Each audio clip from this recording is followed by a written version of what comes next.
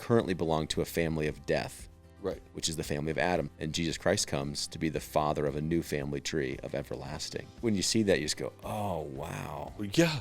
I want to belong to that. How can I belong to that family tree? Can I get adopted into that family tree? Do I have to earn my way to that family tree? Like, how do I get out of this current situation and get married into that?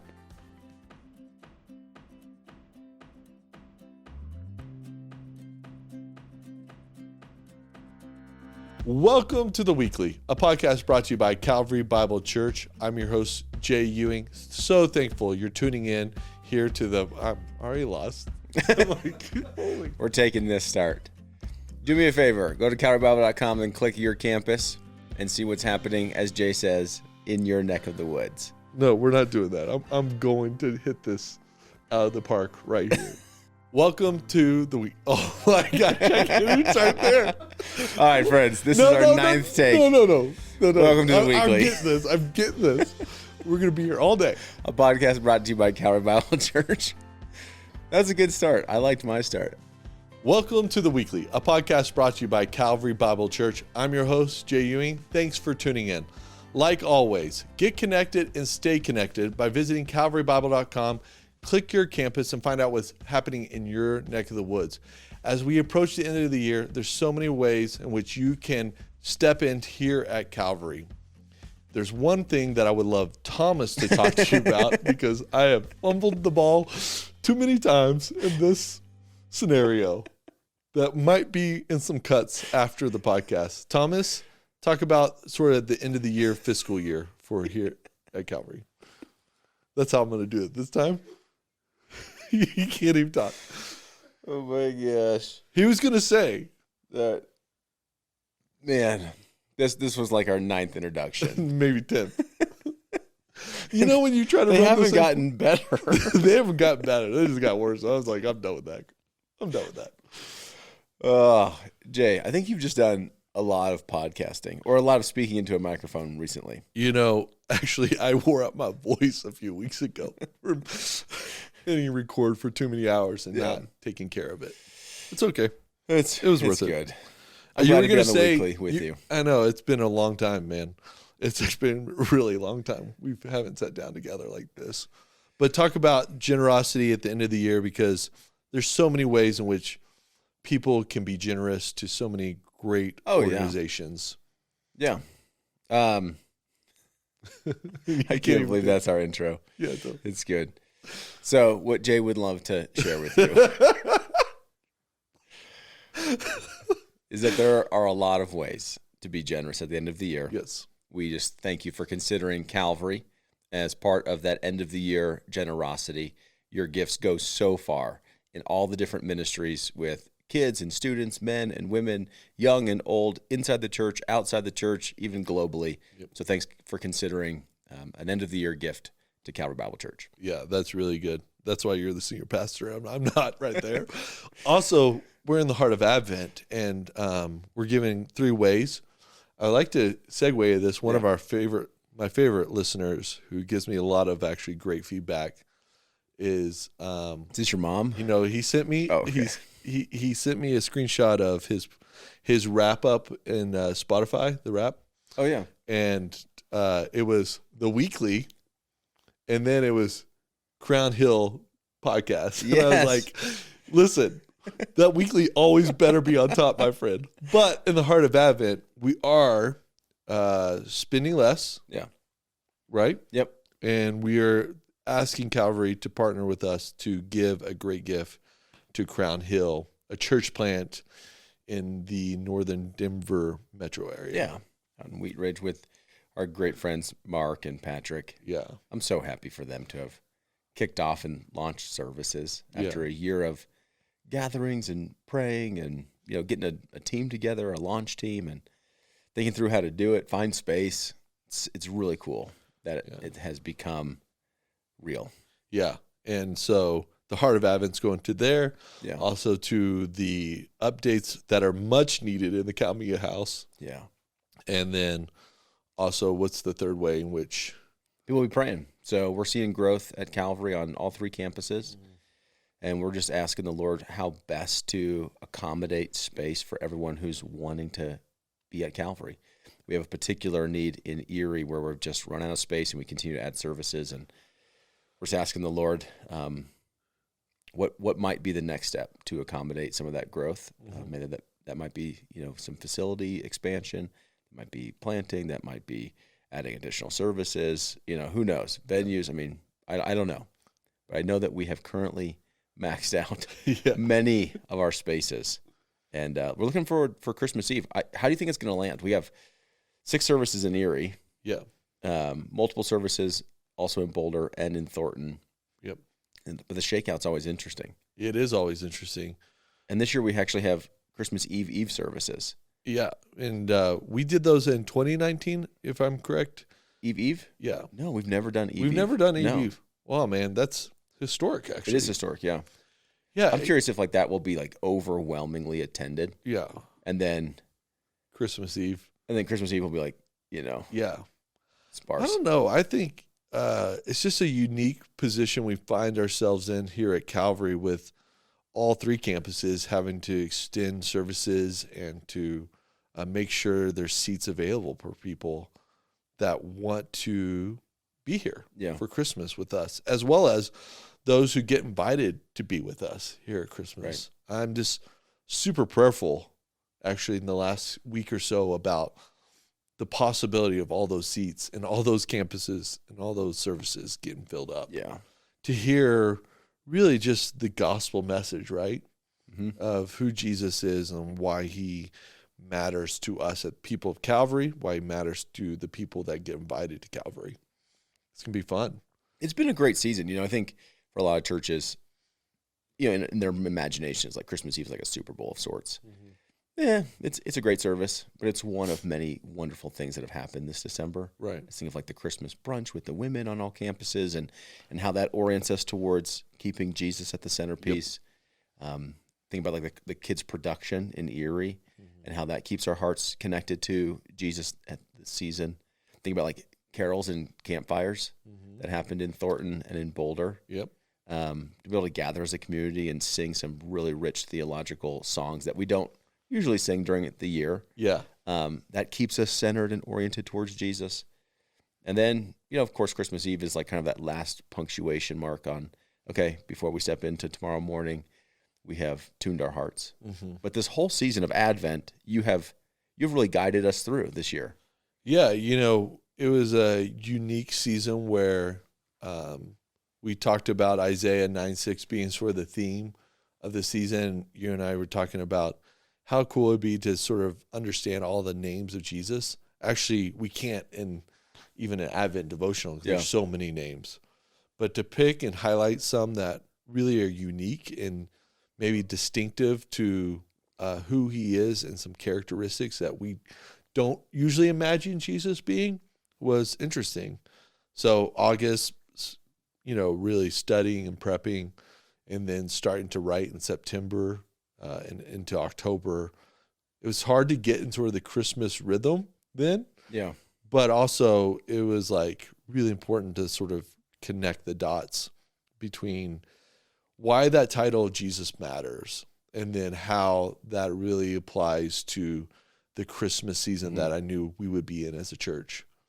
And it was quite the project. It's a big project because you wrote devotionals, right? And then you also spoke them. Yeah, we went. So you recorded them. November went to recording them. I'm super thankful. I mean, a big shout out to Mark for producing those, and then even Jessica for being the editor behind the scenes of my writing. It's it's a team effort around here at Calvary. Yeah, and it's not about actually who says what, it's about the team presenting sort of Jesus. Yeah. And, it was interesting too, because you get into these names of Jesus, like we're preaching in Isaiah 9:6, right? And you're like, there is so much robustness of who Jesus is that I'm reminded of the end of John. We can't tell you everything Jesus did. We don't have enough paper for that. Yeah. And you're like, gosh, is that a real true statement? Is that just a punctuation of a fictitious or a literary type thing? No, it's reality. Yeah. There's so many names of Jesus through the scriptures that you can never encapsulate all of them and get to the meaning of all of them, the depth. Yeah. And that's why being with Jesus and following him and learning about him is a lifelong project. So it was good. It's great. Yeah. It's actually really hard to write something like that, to record something like that, and then know people are actually listening and reading. Do you think more people have, I mean, from your feedback from others, do you think more people have engaged in it in its written form or in its spoken form? I don't know, actually. I'm unsure of that. I know that some people listen to it in the morning or read it in the morning. Some go around with their families to read it or listen to it, and then some actually fall asleep to it. It was great. That was a fun comment that someone had made. Like, I go to sleep listening to Jay. You know, it's par for the course. Yeah. Yeah. But it's, I don't know, it's so helpful because there's so much that's wrapped up in names. Yes. And you can think of like a formal name. You know, you think of like, my name Thomas. It's like, well, what does that mean? It's like doubter or twin. Like, okay, I don't know really how to apply that. But the names that are given to Jesus are very, very important because they not only reveal a name about him, but then what is it that he's actionably doing? Like, what is this characteristic of him? So even this week you were going through like advocate, I think, mediator. And so he has this name that actually tunes us into what is he doing that's actionable in our relationship with God. Yeah. And just to meditate on even the titles, right, of names. So you think of like the title of mother or father or brother. Right. Just hearing that title of somebody all of a sudden starts telling you like what you would imagine them to be, right? What they should be in that really high character, what that would be like to have that person in your life. So wonderful counselor. Right. You're getting counsel in the midst of your distress. Like mighty God. You preached that one on being the warrior God. Like when we're in distress and it feels like we have an adversary, even of darkness or despair in our life, to have one that addresses it, dispels it, right? Defeats it. Then this title this last week of Everlasting Father. Yeah. Yeah, let's actually, I would love to sort of talk about Wonderful Counselor and start there because what I discovered and actually thinking through it, I thought it'd be more about like the therapeutic side of God. Yeah. Of like where he counsels us. You know, so many people in our culture have these really wonderful opportunities to meet with counselors to actually unearth and unpack some things that are going on in life. And I thought that would be the title. And it wasn't. It was more like Wonderful Counselor was like had a war type of you have someone who counsels you to be prepared for battle. Yeah. Like what you discovered and what did you discover that were like, man, that's really unique that I didn't know? Yeah, it was the gathering of your council, like your board, your cabinet, so to speak. Yeah. In order to understand the enemy and understand your, resources, to understand how to address, what's in front of you. I think that piece is like, oh, okay, that makes more sense. Right. Is when you're in the situation that Isaiah is describing them in, of like gloom, anguish, distress. Yeah, 734 BC, Assyria is marching south, picks up on the northern kingdom of Israel to conquer the southern kingdom. Yeah. And where does Israel often go in the moments of distress is to Egypt. Yep. Like this is like the hallmark. Yeah, that's right. It's like when they move away from God as their mighty God, as their counsel, when they're not trusting in him, they will often, biblical story is like run down to Egypt. And so God's revealing, no, don't do that. Like stick with me. I am the wonderful counselor. Like you want my insight, you want my strength, you want my presence with you. But I think that piece alone is like, okay, so when you're in that situation and you have a conquering army, I can't even imagine that. Yeah. I mean, like we live in the United States and honestly, like war is always something over there, right? Right. But can you imagine being in Israel, Palestine, Ukraine, Russia, in Sudan right now, Somalia? Right. It's like, no, it's in your backyard. Yeah. And like that constant threat of destruction, of death, of harm to you, your family, your community, the life that you've built. That's extremely unnerving. Yeah. And so to be in that situation and say, well, what do I do? Where do I seek counsel? It's like the one whom God has sent. Yep. And James 1, I think it's 5 maybe, 1:7. I have to look it up. It's like if any of you lacks wisdom, right, you're seeking that counsel, let him ask God, who gives generously without reproach. And just to be reminded that, okay, our God not only is the wise counsel, he actually desires to share that with you. Yep. So he's the source of it and a desire that you would know what's in his mind. Mm-hmm. And then he gives it to you without reproach, meaning like he doesn't belittle you. Right. Like you don't come to him and say, I'm in distress again. And he's like, well. Welcome back. Yeah. Well, look who's like, come back, you know? It's like, no, seek me. And I would love to share with you my understanding and my counsel, which is higher than yours. It's above yours. I see through the darkness. I see the end from the beginning. I'd love to share that with you. Yeah. When I was studying that word also, there's something resonating in the whole study of like, oh, this is what the book of Proverbs is all about. It was like Jesus is encapsulated all the book of Proverbs through who he is and what we see and read about him. It was sort of unique in that I didn't make that connection, but that was in the study of like, oh man, he's just the book of Proverbs and personified. Yeah. It's cool. Like in Proverbs, like Lady Wisdom is the personification of all creation. Right. It's like by Lady Wisdom is the world created. And then you see in the New Testament that's really another picture of Jesus Christ, who is the wisdom of God. Yep. It's like, okay. This is all coming together. Yeah, that's a really unique title. That's really cool. I think in Mighty God, the Hebrew word there is a very unique Hebrew word of El Gabor. And it's about like warrior God and or God warrior, how it would read. And uniquely enough, you don't think about Jesus being a warrior very often, especially in the first 4 gospel accounts. He never picks up a sword or violence or any of those type of things that we would have in our mind as warrior. However, Isaiah awakens us up to that he is a warrior, and you read in the book of Revelation quite a bit of this warrior King Jesus who will conquer the adversary in the final days, especially in like Revelation 19, where he sort of is on this white horse. And culturally, you and I would say our kids don't grow up with heroes that are warriors right now. It's not in our culture DNA of where we pick our warriors. But historically, humanity has always looked for warriors to be the saviors of their society or their hardship. And I just thought that was unique for a title of Jesus when it comes to Mighty God.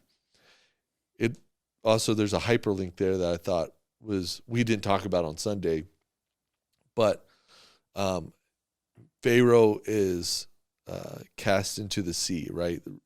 The crossing of the Red Sea. And Moses says, the Lord is a warrior. And I love that he is fighting on the behalf of his people constantly. Which is people need to be reminded of. It's like when you've left God, you've left the source of your strength. Right. Like he's the one that goes before them. He's the one that fights their battles. He's the one that conquers the enemies. Like in time and time again, we see the people of God go out and with like unusual form. Yeah. Blowing trumpets, shattering clay pots. Yep. Like allowing even the enemy itself to turn on one another. Right. And without ever drawing a sword, they're defeated. Right. And it's like, it's a reminder that it's God who fights our battles. It's actually not us. Right. Yeah, it is who, and he's fights our battles, but he's also fighting our battles today, but he's already won the war. I love that in Colossians. It's like, okay, so his warrior God, Jesus Christ, he puts up to public shame, right? He's undoing the powers and the principalities. And how does he do that? By the cross. Right. And so it looks like defeat, but he's actually the warrior over. That's where it's like through death into life. Right. He actually disarms all of their ammunition. And so, they're like a a dog with a loud bark, but they really don't have any bite. Totally. I would encourage, I mean, you're talking about Christmas and movies. The great Christmas movie is The Lion, Witch, and the Wardrobe. And I love how C.S. Lewis spins the tale with Aslan of him on the stone table and meekness giving up himself. And, you know, Lewis has this great line about when he resurrects, he's the Christ figure in the literature, but it's like there was deeper magic. And I love that line. Yeah. That Jesus, when he went to the cross, there was greater significance than we would even possibly imagine of how he would disarm and actually conquer through his warrior mentality, all those things. Yeah, C.S. Lewis has a ton of depth in that. Often I think, though, is like, what is Turkish delight? Like, I don't know if I've ever had Turkish delight. Yeah. I mean, Edmund like sells out his whole family for it. Is it that good? You know, it's quite funny. I mean, it's just put in whatever you would sell out your family for in that moment, in the metaphor. Yeah, that's true. Yeah. Okay, and then we had, this is the strangest, maybe the strangest out of Isaiah 9:6 title of Everlasting Father. And you did a great job of saying, because it's strange because we have a Trinitarian idea of how the Godhead works, right? There's the Father God, and then there's Jesus, and then there's the Spirit. How can he be the everlasting Father when there's already a Father in the Godhead? Right. And I don't think Isaiah is trying to give like a theological treatise of the Trinity. Though it's interesting because even in those titles, you have like wisdom. Yep. Right. So the Spirit of wisdom. You do have mighty God. Uh-huh. You do have everlasting Father and Prince of Peace. It's like, okay, you could associate them with individual members of the Trinity, but really it's like the Trinity in its whole is taking on form. Yep. I think that's what's described there. But That's yeah, right. it is a little bit less intuitive because you can imagine, you know, in Luke 2, when the angels declare, you know, good news of great joy is a Savior is born today, that peace with God and amongst men with whom he's pleased. Like, oh, yeah, that's Jesus. He's the Prince of Peace. We'll look at more this week. Everlasting Father, I don't get it. Yeah. You know? And when I went to write that devotional for last Sunday, I totally missed an aspect which you picked out. And I was like, oh, that's really good. And talk about sort of the Romans idea of the new Adam. Oh, the new Adam. Yeah, so I think when he says everlasting Father, I think in one sense, it is Jesus who has the same character as the Father. Mm-hmm. So like when we looked at John, he's everlasting Father in the sense of as it's been revealed that God is Father. So think about all that compassion and mercy, the protection and presence, as the Father has revealed himself to be.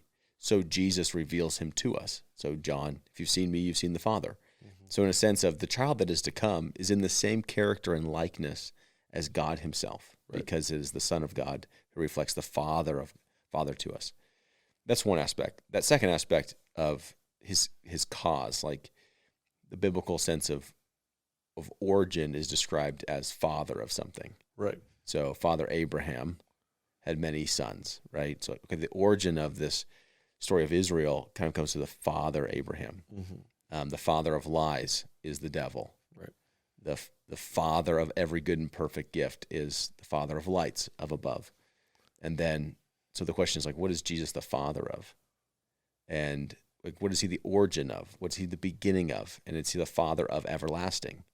So he's the father of everlasting life. He's the beginning of the family of everlasting that doesn't end, which is amazing because we currently belong to a family of death, right? Which is the family of Adam. So all who are born into humanity are born from the beginning, which is Adam and Eve, Adam being the figurehead of the family, mm-hmm. Eve being the mother, like the giver of all life.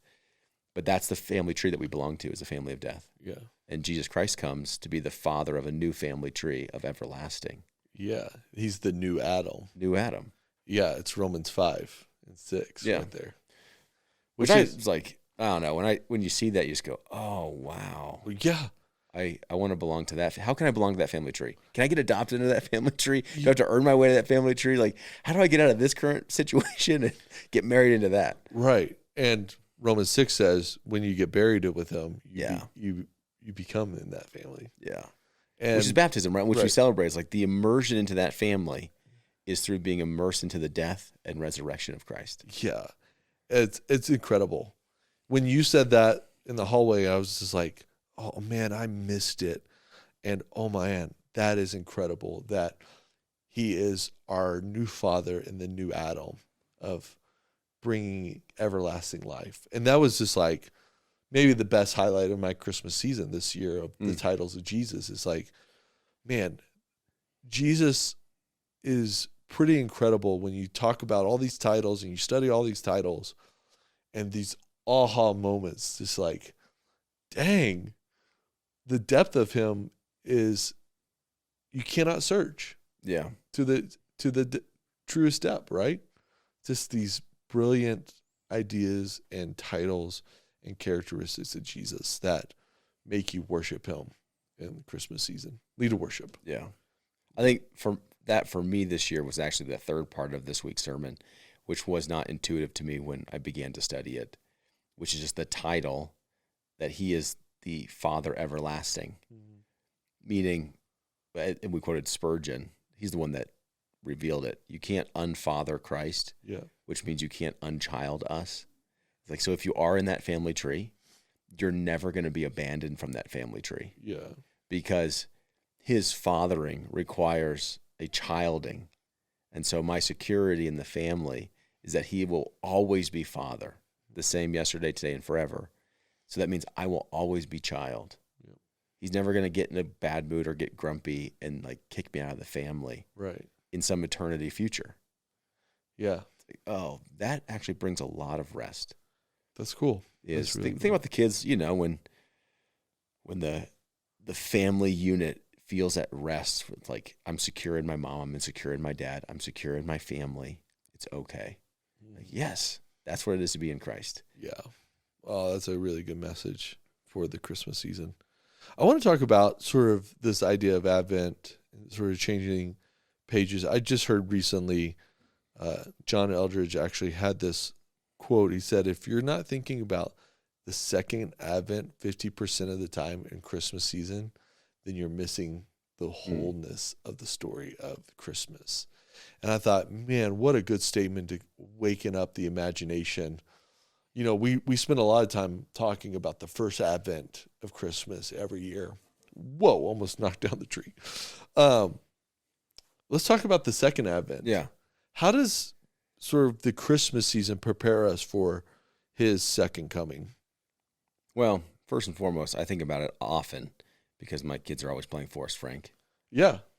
Jesus is coming soon. Yeah, that's it's right. Like on the playlist. Yeah. On the regular. That was sort of somewhat of a joke. I mean, Forrest Frank was in my rap as the top artist because I share Spotify with my kids. I think what it does for us, at least what it does for me, there's a lot of things. But you're still living in the land of the dying. Mm-hmm.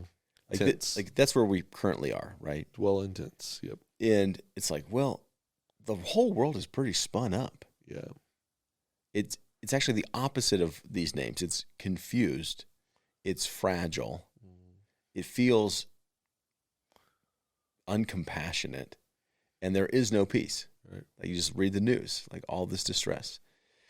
But the call for those who look back at the Advent and really look forward to the Advent is actually the shaping of how we live as the present people of God within the current age that we're within. Right. And so it's like, well, I'm not going to live the same way the world lives, all like anxious and running around, angry and afraid, instigators of conflict. It's like, no, I choose not to do that because you know what's coming. Right. You know, it's just imagine if you know what's coming, even if you don't know how it's going to come, but if you know what's coming and the certainty of what's coming, it allows you to have an endurance through the present troubles. Mm-hmm. And so that's why, you know, when Isaiah gives this great prophetic word of hope in the Lord, this is certain. that's to shape them as the people of God in exile. Right. And so now we have the rear view mirror certainty. And it's like, okay, if that was fulfilled, we can most certainly have the confidence that he will return again as promised. And so that is given to us to shape us how we live in our present exile, which honestly, Christian, for me too, that's why it's like eyes on Jesus, is he is the steadying one in my life through all of its troubles. Yep. And you can have a fundamentally just different Christmas, New Year, family, marriage, friendships, community, if you know that. It is distinctly different. Yeah. It speaks to me with the second advent is I need to be prepared. Jesus gives a lot of parables about those who are not prepared and those who are. And, my Bible reading starts over in December 1 because that's the church year start. I like it. I know. You always smirk every time I say that every year. And my Bible reading actually started in the book of Revelation this time around. And it started at sort of the middle half of 19 and 20. And it was like a really wake up moment, like the alarm. Like, am I prepared? Am I ready? Am I expecting each day, living my day, knowing that he is returning? And live in expectation. Not only did Isaiah live in expectation of the first advent with the destruction on the way to Jerusalem, but we are living in expectation of the second advent. And that word prepared just comes to mind this Christmas season as I anchor into who Jesus is. And so often I don't live prepared, right? Yeah. I don't expect him to arrive tomorrow or even maybe this afternoon. And I need to live in a way that keeps my eyes looking for his arrival. Yeah. And I guess what easily comes to my mind is Jesus' warning of how we begin to drift into not being prepared, right? And so one of those things is we get discouraged. Yeah. Like, it's a long time coming. He's been a long time away. Let's take matters into our own hands, or let's settle in for a while. Or we get distracted. Like, the invitation is come to the feast. It's, I got business to take care of. I have some investments I need to pay attention to right now. Or lastly, I just have failed to tune the lamp, so to speak, or to add to it. Yep. And I ran out of oil. Yeah. So when the bridegroom was announced, I wasn't ready to light my lamp and go in with him. Gosh. Yep. So true. So, and that, there's so many ways in which we can get discouraged in what we consider delay, or we cannot attend to our lamps, so to speak, of filling us with newness each day, or even get distracted with so many concerns of the world that we lose our attention on the Lord. That's right. So that's right. May it not be so for us. That's right.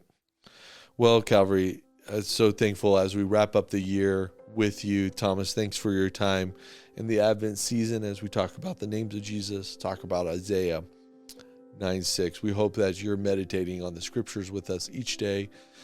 Also, just know that we look forward to even the coming week of gathering and all these services and being unified by the Spirit himself, of our commitment to each other to remain faithful, to be the embodiment of Jesus Christ in our world today. I look forward to those candlelight services, lighting the candles at the end. It's going to be great. Singing some great carols, opening up the scriptures, and anchoring our hearts on who and why Jesus came. Looking forward to it, man. Thanks, Jay. Yeah. Thanks for the year of podcasting. Yep. Thanks for all of your contributions and work on the Advent calendars and seasons and devotionals. It's meant a lot for us. Yeah, man. Thank you. Calvary, like always, visit calvarybible.com. Let us know how we can be praying for you. We're a praying church. We love to be praying for you. Step in there, submit a prayer request. Above all, just know what a great year the Lord has given us here at Calvary in 2025. He has done some incredible work and deeds among us. It's for his glory and his glory alone.